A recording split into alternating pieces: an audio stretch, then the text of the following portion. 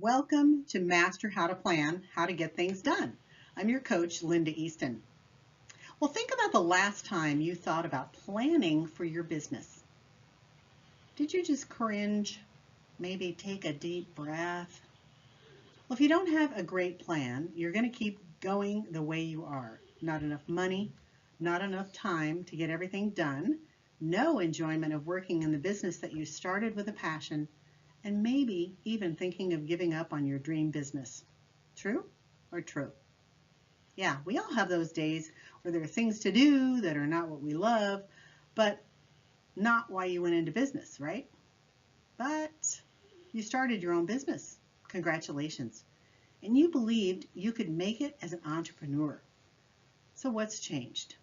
If you've been in business for longer than a year, you have probably learned a lot.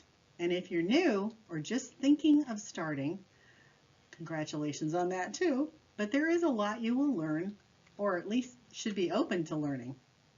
One skill all successful entrepreneurs master is planning.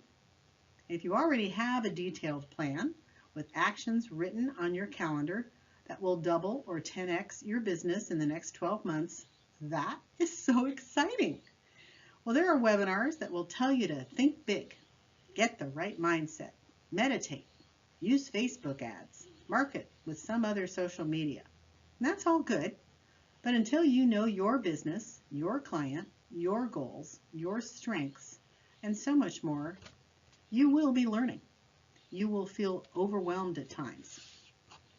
Making decisions about what to do or what to do next is the power to grow or not to grow.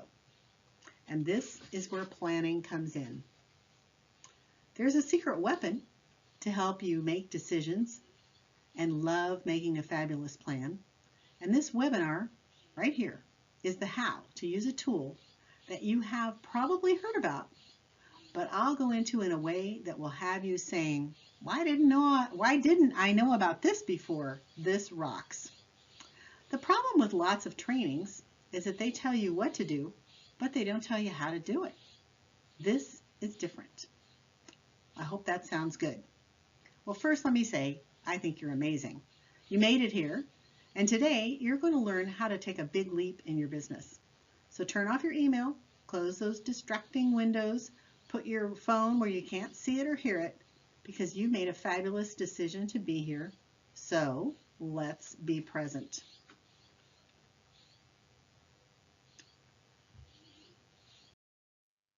So you may be in one of these places in your business. You already have an extraordinary business and you're ready for the next level. You're thinking about starting a business. You started, but don't have any clients yet. And no, your sister doesn't count as much as we love them. Or you have a business that you started with your passion and a prayer, but it seems stalled and you really aren't making enough money. And you know there's something else. You just know, because you know in your heart this is what you're meant to do and what you want to do. Well, I'm here to help. I'm here to help. I've been there. I hear you. I'm meant to do this. I am your coach, Linda Easton. I help women entrepreneurs design and systemize their dream businesses to make it real. I'm the author of the One Thing book, the One Thing book for business, the One Thing book for travel, and the One Thing book for a fabulous holiday planning. So, I'm not usually one for following a lot of rules, but there are some things that are true. So let's start with rule number 1, and that is your superpower. What is obvious to us, that's our superpower, sometimes is not so clear to other people. And until you learn this, you will hit a lot of walls. And it's also the key to your business. What you know and comes naturally to you, and what is challenging to others, maybe even really difficult, that's your superpower. That's your gift.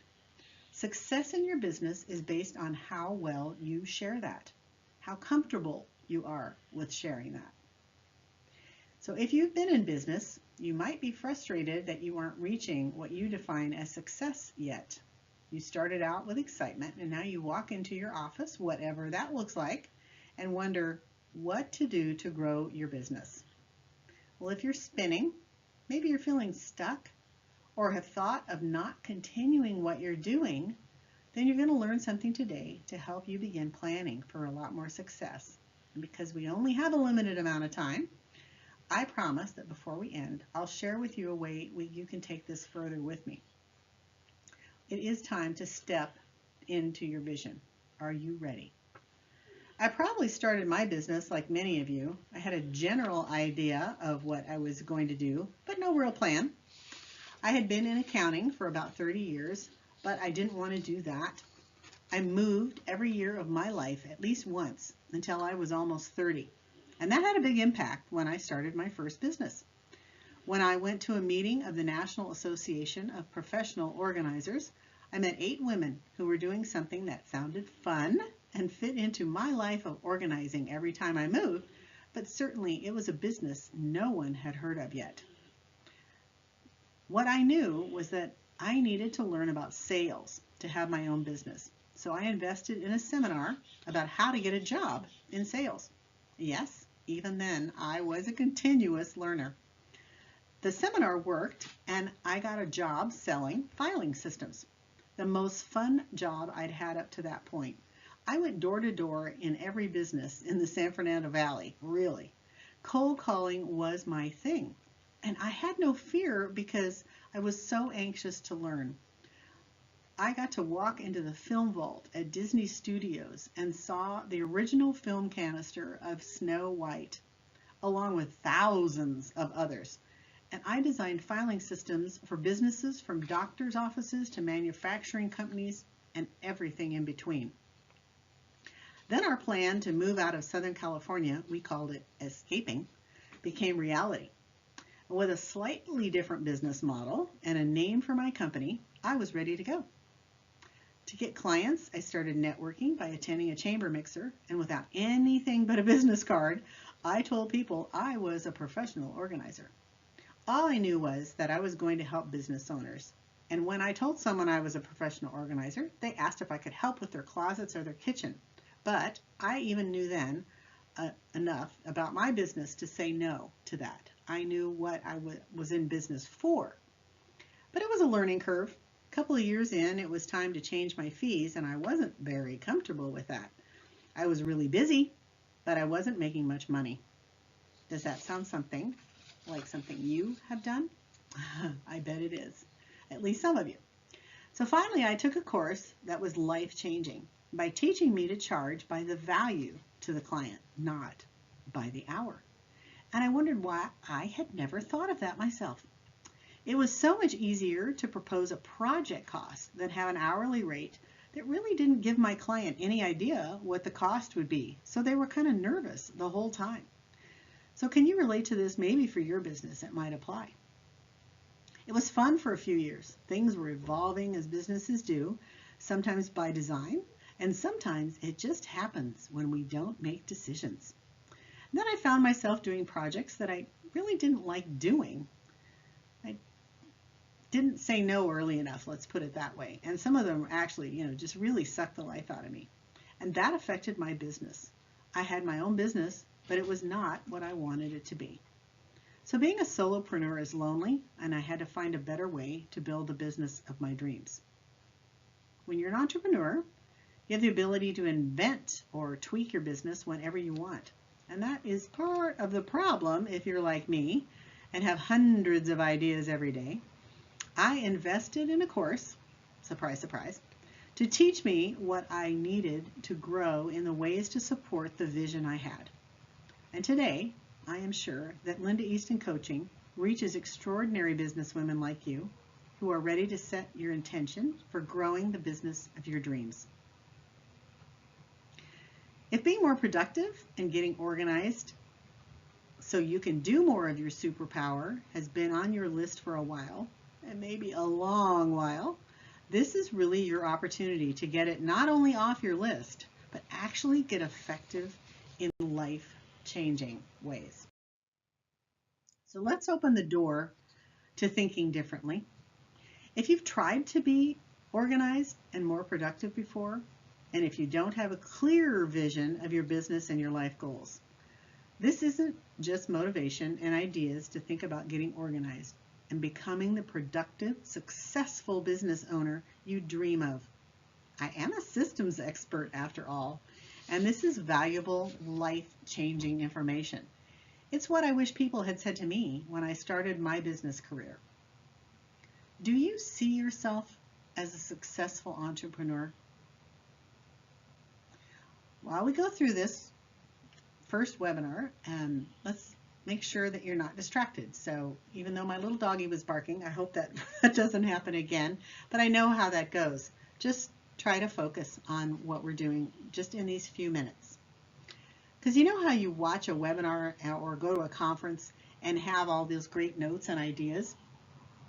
Well, it can be overwhelming with all you want to implement, but then you get back to life and your notes sit, and they sit.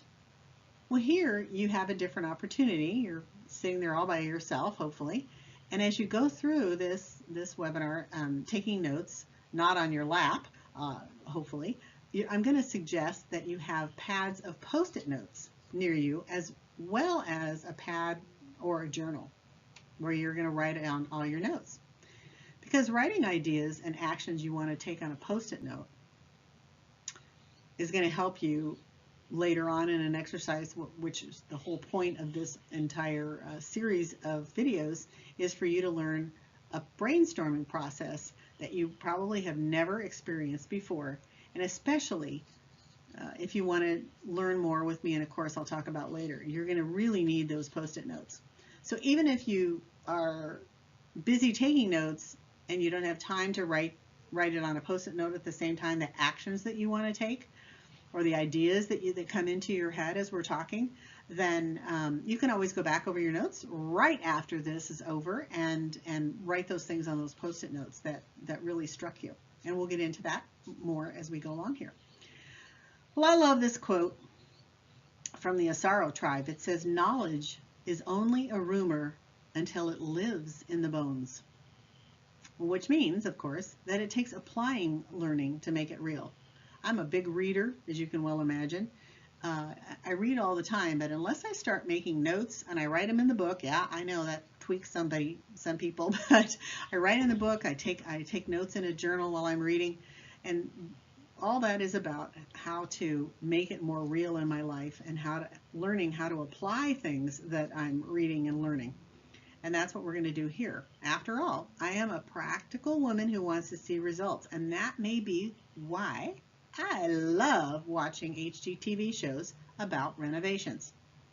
There are fabulous business lessons to be learned there, and it's a really visual medium, which is what most of us are, very visual learners. So that's another reason why I like them. And so let me start from the beginning, especially if you've never watched one of these shows.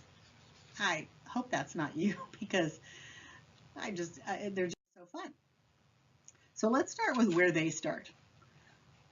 And constructing your business is really a lot like this entire process. And I want to have you be thinking about how this applies to how you created your business, or maybe where you need to go back to and kind of start from the beginning, start a little fresh. Because the first thing we do is we see the hosts assessing. They think about what they're looking for. What kind of project is their kind of project? And you know, if you watch any of the shows, they all have their own unique, distinct take on what kind of projects they do, and what level of renovation, all those things. And I can't go into all the detail here, but watch one of the shows and you'll see what I mean. But so then they figure out what it's going to cost, and in that they already are beginning to visualize. They're already seeing kind of what they want the project to look like when it's done, and then they look at the budget. Sometimes it's their budget because they're flipping a house, so they buy the house, renovate it, and then sell it, or they are helping a client to renovate their house, and then they work with the client's budget, and of course theirs as well. That's part of the whole process as well. So you can see here where we're already getting into the money aspect of thinking about how your business should operate. Then once they find that property, or the client that has the property, they look at what exists. In other words, what works in the home, what works in the yard, whatever it is, the structure, all those things. They look at what doesn't work, and some things are very obvious. So they look at what they need to eliminate. Most of them, of course, are taking out walls, and outside they're putting in water features a lot. Pools, fountains, spas, all those things outside. We're starting to live outside a lot more, which is awesome, particularly if you live in California like I do. And then they look at what caused what's not working, which is very important, because once again, if this is you in your business and you've been doing things this kind of the same way for a while and you're wondering why you're not succeeding, it may be because you're not looking what's causing the problem as well as just the problem itself. So for instance, if they come across a floor that has a water stain on it, they have to think, okay, did somebody just water a plant there, or is there a roof leak? So they look up and they see perhaps that there was a patch in the roof, or they can see stains from the water, and then they go, okay, well, why is there water on the ceiling? Then they have to go up to the roof and see if maybe there are shingles missing or something that is causing the leak. So you see how it kind of goes back and back and back, and you have to go back to where they find the cause. And then they can figure out how to fix it, how to treat it, and how to remove it. Because all you do is sand the floor and refinish it, but there's still a leak. You can see that that's just going to be a recurring problem. Think about that. That's very powerful stuff. And it's subtle in the show, but it's a very powerful lesson. So as they do that, they're envisioning what could be. They make a preliminary plan. Sometimes they're sketching things out in their mind at that moment, and because it's television, we may not see that they actually, when they're really doing it, they're actually making notes, or they have an assistant off to the side making notes of all the different things that they want to look at. And they could, at this point, then once they do their preliminary plan, they make a blueprint, and then at that point they probably have to hire an architect to make that happen, because that's what you need to renovate a house, is a blueprint.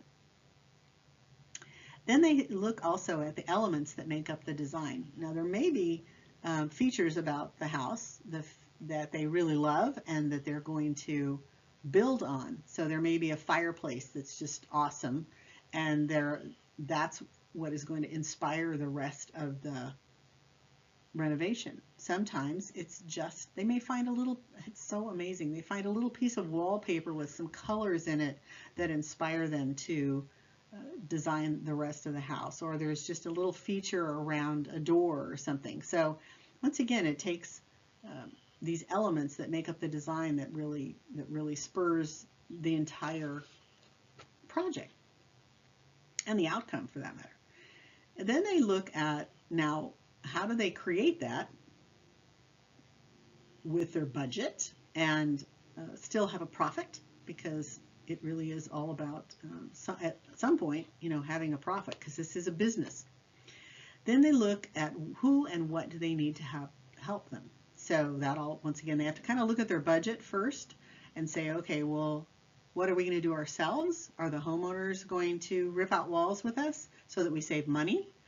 Are they going to bring in family, or to help them? So there's all kinds of things that affect that who and the what they need to do to help. It's not always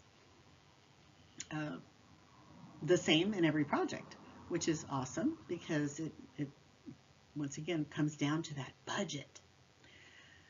Then what they really show always, which is so impressive to me, and it's unlike a lot of other programs on television, is they show passion and determination in a positive way. And that to me is one of the most powerful lessons they show. And that determination, if you want to read a little bit more about determination, if you haven't read Think and Grow Rich by Napoleon Hill, I really suggest that you read it. I've picked it up many times over the years, and sometimes it helps me, and sometimes it frustrates me. but I go back to it because a lot of people say, you know, it's really a book that changed their lives. And so there's it's still a bestseller after being written many decades ago. And so there is some real value to it. So try not to think about the age of the book, think of the lessons of it and how powerful they are. And then with that passion and determination, they can set their priorities. And there's definitely an order of how to do things in a remodel. You know, you can't put down a new floor without taking out the old one, and once again, without fixing those leaks. So priorities and figuring those out is absolutely paramount. And I keep saying writing it down, and that is exactly what they're doing. They have to have a very organized schedule. And then the fun comes. They all call this the fun step because on demo day, this is when they get to strip away what isn't working. And sometimes they really get into it. Sometimes they have a lot of fun doing it.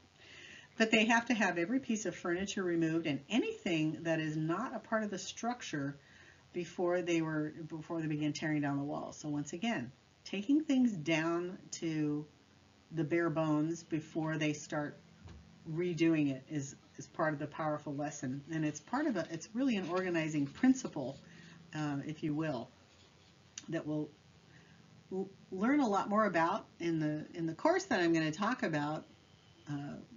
It's called Construct Your Dream Business.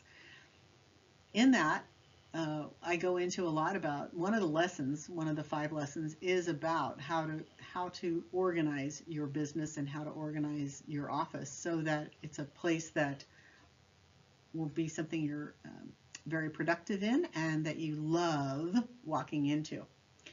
So here on demo day, and they clean that slate, and they uncover sometimes when they do that what they couldn't see before. So they may take down a wall and find a pipe they didn't expect because maybe it really isn't actually serving any function. And they may find a leak in that pipe, or they may find electrical that is very shoddy that they have to redo. And that's all part of the process. Is as we take away those things that aren't working, we may find things underneath them that aren't working. And it's just all a process. And what's really awesome about it is when they see these hidden problems, what they do is they figure out how to fix it. They don't just say, oh, well, cover that back up, let's just move on, or I'm going to ignore that, even if it's going to burn the house down. They don't do that. They take a positive approach about how they're going to make it work. And in that process, they obviously have to have a really big dumpster where they can put the things that don't work anymore. And when I say dumpster, sometimes they're recycling things, they're donating cabinets and things like that. So, but it's a matter of removing what isn't working for their new vision for this home that they need to get rid of. And so they have to have a big dumpster. Then once it's cleared out, it's a whole new thing. They can see a lot of possibilities. They see the new space in a different way. Even if they still have studs in the way of where they're going to take them down and open up walls, they can still see it a lot better. And it's time then to adapt the plan a little bit because, as I said, sometimes a wall they thought they could tear down, they find out they really can't, that they have to put up a new beam before they can take out that wall to give the support to the house so it doesn't fall down. And they work with that, they adapt to it, and they think in more detail, and so that once again they don't just say, oh well, we just have to leave that there. They work through it and they think about what all it's going to take to make this vision happen. So they're going deeper into the process, and they start looking at the materials they're going to need. Like they may need that beam that they didn't have in their budget before, so they have to think about how they're going to adjust and tweak that plan, as I say here. Because it's all a process. You know, just because you see something one way, once you start doing it, you'll run across other things. Doing this webinar and creating the course, I had a plan, and I have studied other people's plans and made my plan and tweaked the plan and tweaked the plan. And then when you get right into it, you find so many other things that you didn't know were there. But the key element here is to just have that determination, have that vision to get through it and know that you can solve it. And that's what I'm doing with this webinar, trying to get this out to you to show you that really, if I can do this, anybody can do this. So if you have thought of doing a webinar or a course, an online course, or doing something else, maybe technology isn't your thing, but believe me, if I can do this, you can do this. It's a powerful lesson to realize, and it makes you feel really great about doing your business in a way that brings back that passion. Then they have to coordinate the contractors, and sometimes in business we have to adjust that timeline according to the work and according to their availability. If you're a sole proprietor like I am at this moment, that coordinating of the contractors is really the coordination of the different software or the different apps that you need to use, and who you're going to look at, when you're going to sign up for them, when is it available in your budget to take a leap to another level of some kind of tool that you need in your business. It's all about that coordination, and you may also be able to hire a virtual assistant in some way to take on some things, whether you're using a web designer, maybe you're just designing your website, and I'll say just, it's a big project. You may need a graphic designer. All those things are very important, and once again, that timeline and the budget are very powerful things that you have to take into consideration when you're seeing what's possible. In other words, what can I actually do that will work and still fulfill my vision? And during those ups and downs, it's also really important to adjust your budget. You just have to keep tweaking it and saying, okay, well, that cost more than I thought it would, or I'm not going to buy that other thing. I mean, it's just all part of the adjusting the budget. And it happens on those shows every single time. So watch how they handle it. It's really powerful to see how the different hosts of the shows, how they handle the different ways to adjust the budget. And sharing that vision ongoing, what that means is you're the one with the vision. Okay, this is your business. It's the host project, and they have to make sure that they share with the designer. Maybe they have a designer that they're working with, or they have an electrician, or some other any tradesperson that they're using. They have to say, no, I want it to look this way. I want it to, because there's lots of cabinets. Let's look at kitchen cabinets. I mean, there's thousands of options with kitchen cabinets, and so when they go to shop for those, they have to say, well, here's the kind of design that I'm looking for, so that the people who make the cabinets or have the cabinet shop, they say, oh, okay, I think I know what you like. Let me show you like 10 options instead of the hundreds that are in the showroom. So they have to make sure that it's clear to everyone else. Oh, I'm sorry, that what that vision is. So I didn't mean to advance the slide, but I'm going to go on anyway. Once again, this is all fun of the process here. So, and they take 100% accountability. It's up to them to tell people what their vision is and make sure that people stick to it. And because it is their project, and it represents who they are. And that's what's really important, is that they are able to end up with a project that fulfills that vision, and it creates the business that they wanted to do.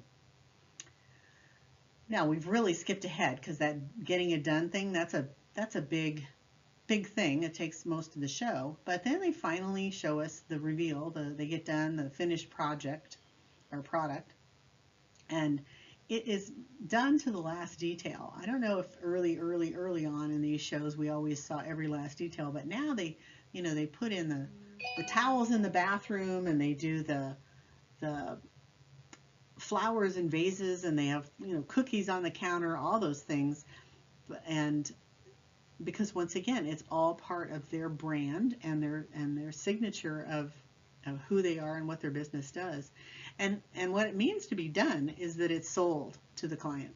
So it's not, the project is never really finished, the house, if it's a flip, until it's sold to the client, or it's not really finished in the sense, if it's the client's project, it's not really finished until the client signs off on it and pays the designer or the renovator. So that's what's really important, is that being sold in a sense. And that's where, when they finally can walk away from a project and realize that they made a profit that they can be comfortable with. And I put here, can you relate? Because sometimes when I was, especially when I was doing consulting and working on projects, things might have taken longer than I thought they would, and so it kind of cuts into the time you might be ready to move into another project, and so you might not make as much money. You're thinking, I'm going to do so many projects per quarter, and I'm going to make this much money on my projects, and then if a project runs over or it elaborates in a sense, and you're not getting the profit out of it that you wished, then you learn how to adjust that and look for either a different kind of project or a different kind of client, or you learn how to adjust your fees and feel comfortable about that, which is always hard. But what we know from these shows is that they didn't walk away when it got hard. They finished. And I'm sure we all have projects that we started and didn't finish. Whether it's a hobby that you have, and you have lots of hobby projects sitting around and you haven't finished them, or it's an actual business that you wanted to get off the ground, but you're kind of dragging your feet, or feeling a little defeated, because once again, it's a lonely thing. And so that's another value of taking a course, where there's a live Facebook group, that like the one we're going to have for the course, that you get to talk to people who are going through what you're going through, and you get to find out ways to solve your issues, and maybe understand that you're not alone, because it can be really hard. That's one of the hardest things about being an entrepreneur, is how lonely it can feel sometimes, that people don't understand what it is you do. And when I say people, I mean like your family, your spouse. They kind of know what you're thinking about, but they really don't get all the layers of it. And it's really not ever going to happen for everyone in your life. They're not all going to understand what you do, and we just have to learn to accept that and move on. Just know that there's things you can do about that, and we're going to actually talk about that in this webinar, in this free webinar series, and then of course we'll elaborate on that much more in the course as well, as many courses do, by the way. So I hope that all that was meaningful about the HGTV shows, because to me, it's a great analogy, because it's in a little nutshell, sometimes in a half an hour show. So if you don't have a half an hour to watch that, what are you doing here? No, I'm just kidding. I want you to stay here, but find a show that you really like and watch it. Some of them are better than others, I must say. So if you don't like one, look at another one and see if it fits more into what you like. So that leads us to the brainstorming process, and this is something that I alluded to in the very beginning here, that you've been told to brainstorm many times, I'm sure, in business, and even in your business. And if you work in a company, they say, well, let's brainstorm some ideas, but they don't really know how to do it, because it's not just making a list. I'm just got to throw that out right at the beginning. But it is the root of planning, and that's why I love this visual here of a little tree when you can see its little roots, because the best time to plant a tree was 20 years ago, and the second best time is now. So if this is something you've wanted to do for a long time, there's no time like the present to make it happen, because it doesn't get any better. Your agony over not starting or not getting things going, it grows like that tree, and it really it's just the time. Right now is the time for you to do this. I have a little quote on my wall here that says, "A year from today, you will wish you had started today."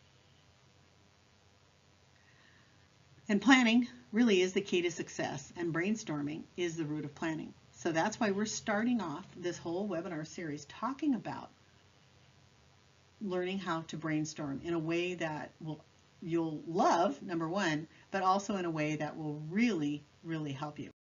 So what you'll discover is how to brainstorm all your goals or any project. It's a process that you don't just use to plan your whole year, or this life of your dreams. It does do all that, but you can use the brainstorming process to figure out just like how to do a webinar, how to put out a book, how to find a property if you're trying to open a store, how to plan your holiday party. I mean, brainstorming is both large and small in its scale, but the whole process, as you see, you'll see all the steps that we're going to go through, the who, what, when, where, how, all those things are going to come into play, and the process can be really quick, especially once the more you do it, the easier it gets, or it can be very encompassing of bigger things in your life. So let's start with the why. Why would I want to learn how to do this? What is brainstorming? And I think I've already touched on some of those reasons.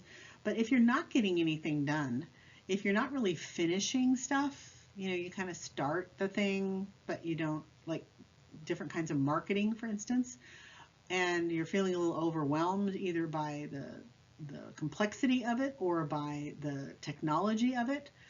So then in the meantime, you're not really seeing the money, and so those around you are also wondering what this business of yours is really all about. And sometimes we're just so full of ideas. I like to say, I can't put this out there enough. When you're a creative person, you can just have all kinds of ideas, and sometimes you're spinning and kind of doing things here and doing things there, but you don't really have a direction. And so once again, that makes all these other things happen. So then there's let's just do it. Brainstorming, once again, is not a brain dump, not just a brain dump. It certainly is a brain dump, but it's not just a brain dump, and it's not just about making a list. It's a process where you turn things into goals, to actions, to completion, to income. Just like in those HGTV shows, they have a goal, they assess, they take action, they do the teardown, they do the evaluation, they complete the projects, and then they make the money. And that's really the process sometimes we have in business every single day if we have a good plan. So the last thing we're going to talk about today in this webinar is about who to include in the process, because I want you to think about this before the next webinar in a couple of days, where you think about who you want to include. And it may surprise you, but just as Brendon Burchard says in his book, High Performance Habits, Brendon Burchard, by the way, is the #1 coach, I guess is a way to put it, in the world today. And his book, High Performance Habits, I highly recommend. It's a brand new book. But he says in that book, people support what they create. It's universally agreed that leaders who ask questions and get those around them to brainstorm the path ahead are more effective than those dictator leaders who just push their demands and requests on others. So breaking this down to where we are here, it's all about, to me, including the people in your life that make you feel positive and challenge you in a good way in this process. Because it's one thing to tell people about what you do and to ask people for help sometimes. Maybe you do have some employees, but just telling them what to do without them having the vision or having a part of it, having some ownership in it, mentally at least, and emotionally, that's what can break down. So you need to realize that people will support you so much more if they kind of get it. And that's why I start out here by saying, obviously, who's in the brainstorming process is you. You have to be fully in on this and believe that this process is really going to make a difference. And your partner, you may have a business partner and you may have a team. Even if it's one person, you could have a team. And so it's very important that they are part of this brainstorming process. And then you want to, if you don't, or even if you do, you could have a friend maybe come who gets your business to some degree.